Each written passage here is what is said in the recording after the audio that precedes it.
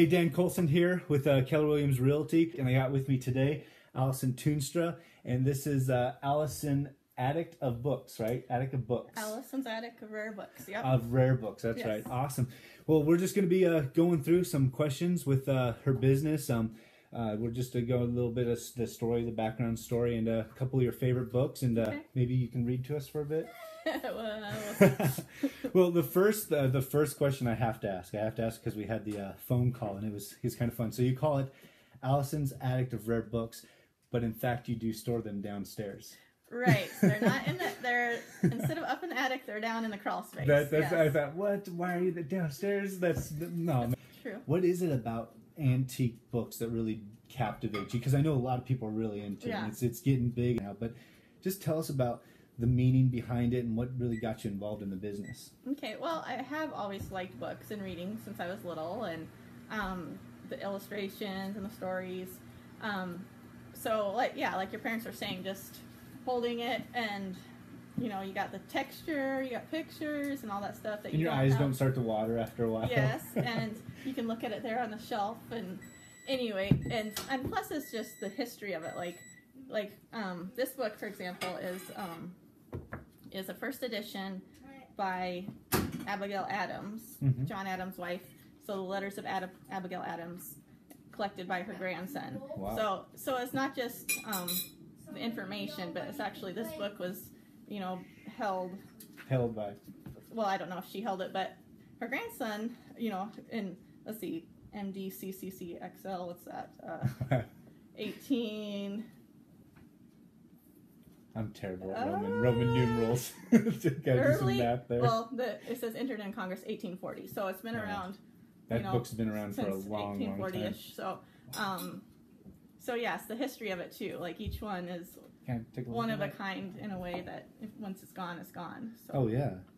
So yeah, I like that what you say. It's there, it's something you can hold, and it's just the history behind it. Because you said in some of these books you actually find notes, and one you said you found a report card. Yeah. Talk about that. So, so this is really neat. I found a book that had a report card of a lady from the 1800s, like when she was in grade school, and I was able to trace her family and tell them about it, and they bought the book and the report card, and they're so excited because it had belonged to their great-great-grandma or great-grandma or something like that. And I think it was great, and then she was gone, and they never met her, but they had this with her name and all her little grades and everything. So that is really awesome. Special. But that is also a lesson. You better do good in school because those report cards will follow you. So do good in school because your great-great-grandchildren down the road will see that report card. But that's awesome. I want to know a little bit about this book. You were talking about this book. The history on this book is pretty awesome. Yeah. Could you talk about that? So yeah, this book actually came. I got a whole bunch of books from this man that lived here in Missoula. It was kind of sad but kind of neat. He lived in a trailer all by himself, just him and just packed with books, just full of books. Wow. But when he died, he didn't have any family or anything, so they were just kind of giving away the books. So I got loads and loads of them. And this one's neat. I don't think it's related to that guy, but he had just collected books. And in the beginning, there's a poem from a guy to his wife. He wrote this whole big long thing in the beautiful old handwriting and script. Wow. And this is a pretty nice poem. Have you read it? Well, actually, I haven't. No. Yeah. I probably should. I don't think he actually wrote it. He copied it, probably. You know what I mean? I think it was just like a well-known something. And then there's these hand-colored. They were printed. The way they made this book is like a scrapbook, and they printed it, and then they hand-colored each plate with watercolor. Wow. So anyway, and there's other information there. And from all the information in there, I was able to trace their descendants and tell them about this. And so things like that are really exciting. That's awesome. Then every once in a while you find like a signed book. Sometimes like I bought this one for about like $3. I didn't even know it was signed when I bought it. And I opened it up and it was signed by Buffalo Bill Cody's grandson, which is really exciting. Man, that is awesome. Yeah, so it's kind of like a treasure hunt. Show me the signature on that one if you could. Yeah. That's really neat. So my friend George Downing from Freddie Garlow, grandson of Buffalo Bill. That's pretty cool there. So it's kind of like a treasure hunt, really. Oh, yeah. It's exciting. So, that is really nice. That's I'll awesome. show you one more if you want. Oh, yes, definitely. So this one actually was really cool. It's French, but it's got all these old hand. It's French, but it's, it's French, but it's still pretty cool. I just mean I can't read it. No, I understand. But it has all these neat comics. Like these are also hand colored. That is really cool. From their old political That is awesome. Comics, I believe so. I'd be interested in knowing what some of them said. That would be pretty cool. I know. And I've seen them for sale, like individual sheets on eBay, just the sheet themselves, but I've never seen a full copy of all of the. What's just a sheet go for on eBay? Like $10 or something, $10 or $12, and there's like 500 of them. So, jeez, so I don't know. Awesome. It's pretty neat. Yeah. Gallery, comic. Nice. So. Well, that's a really neat one. Yeah. Pretty cool.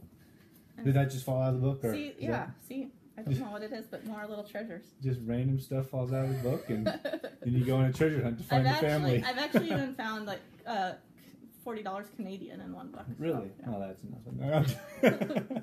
That's really cool. It's awesome. fun. So, tell me about the business aspect. Okay. What do you enjoy most about the business aspect? Running it from your house, being in the Missoula area? Yeah, it's nice to be able to run it from my house because I have little guys here. I still have a 5-year-old, well, almost 5 at home. Yeah. And they'll always be your little guys even when they're in high school, right? Yeah, hopefully. Awesome. So that's nice to be flexible, and I can just work on it when I need to. And honestly, I don't spend a lot of time on it. Just maybe an hour or two a day at the most. And so I do eBay, Etsy, and then there's a new site called Art Yeah I'm trying. Oh, nice. And it's interesting because you can, depending on the website, you can decide what book goes best. Like something like this would be probably best on Etsy or eBay, because it's so rare. Yeah. And they have people looking for really rare things. Whereas something like this, which is just like a pretty book, like someone at Etsy would buy because they like the boutique type things. Wow. So you just know your market, get to know your market, nice. And it's fun. And then I do the local shows like Prairie Sisters Vintage Market and stuff like that. That's awesome. So, yeah. Well, really cool. Well, tell everybody where they can find you, like on Etsy, the name and how they look you up. Or what's the best way to look you up? Facebook or what do you prefer? I'll give you my Etsy address. www.etsy.com/shop/Allisons Antique Books. And I'll have it posted somewhere on this video. It'll either be up here or down here, but you'll be able to see it, and it'll be in the comments as well. But awesome. So and that was Facebook, or was that? That was the Etsy one. That was the Etsy one. Yeah. So you can go to Etsy. You also have a Facebook page. Yeah, you have an Instagram page.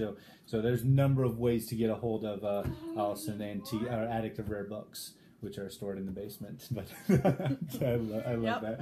But no, this is phenomenal. I really enjoy this. Just the few things, just the history of just what I've seen so far. It's fun. It's amazing. And how did you get into it? You told me the story before. It was garage selling. Yeah, I went to a garage sale, found some old Nancy Drew books, and overheard a conversation where someone says, yeah, they sell books for people on eBay. So I'm like, oh, would you like to do that for me?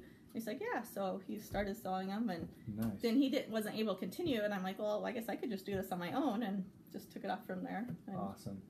Got addicted. That is awesome. Well, thank you so much for joining me today, and thank you so much for sharing your story with Missoula area and being a Missoula area business. And again, it is Allisons Attic of Rare Books. And it's just a really cool thing just to see the history here. So be sure you visit her on Etsy or Facebook or Instagram, and I'll have all those posted for you to be able to find them.